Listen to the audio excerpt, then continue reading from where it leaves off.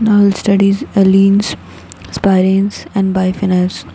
Allenes, when there is cumulative double bonds, it is called allenes. Optically active allenes are when even number of cumulative double bonds are present. In this allene, these two hydrogens is in plane, these two hydrogens is in plane, but these two carbons are perpendicular to the plane.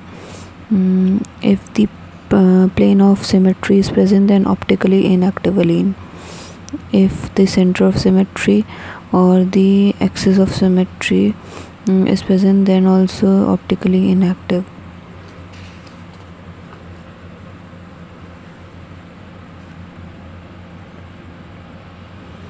In this allene, 1C2 is present, principal axis, then 2C2 subsidiary axis, and 2 sigma D planes are present. Minimum criteria for optically active allene is this: that 2 double bonds cumulative.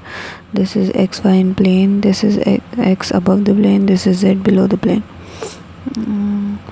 According to Greek technology, plastic can be converted to energy oil can be extracted from plastic. The chiral center can be rotated, then configuration is same.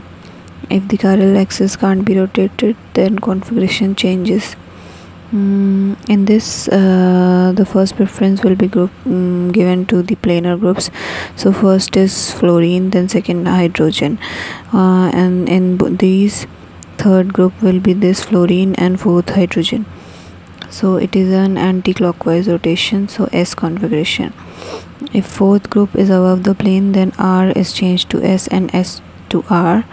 If fourth is below the plane, then R remains R and S remains S. In the options given below, we have to find out the chiral center. So in first there is no chiral center, in second also there is no chiral center, but in third this is the chiral center, because in this carbon the 4 groups are different: hydrogen, OH, CH3 and this whole group.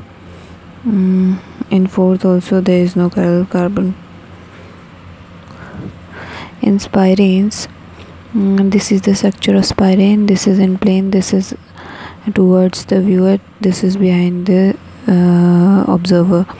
This is lateral carbon. Substitution at this carbon becomes optically active due to the chiral center. This terminal carbon, this one, substitution at this carbon make the spirane optically active due to chiral axis. This is the chiral axis. This is first group, second group, this is third group, this is fourth group. If fourth is above the plane, then R is changed to S and S to R. If fourth is below the plane, then R is changed, R remains R and S remains S. This is the C2 axis. Now the biphenyls. If the single bond rotation changes, then R becomes S and S becomes R. This is the structure of biphenyl. Rate of racemisation makes the compound optically inactive. For inversion, R changes to S and S to R. They both are in equilibrium. Example for this compound, there is an inversion taking place.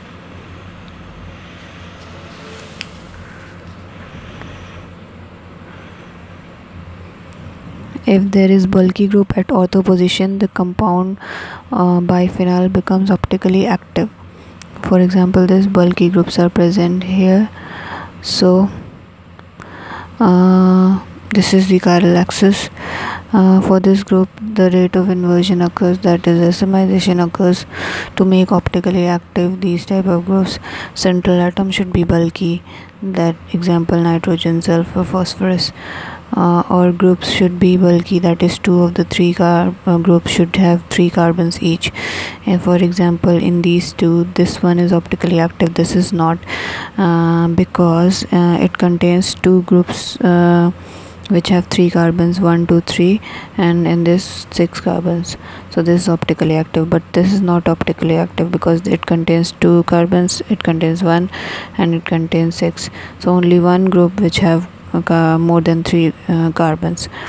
Now this is optically active because the nitrogen is trapped in ring. If this is the case, then also optically active compound.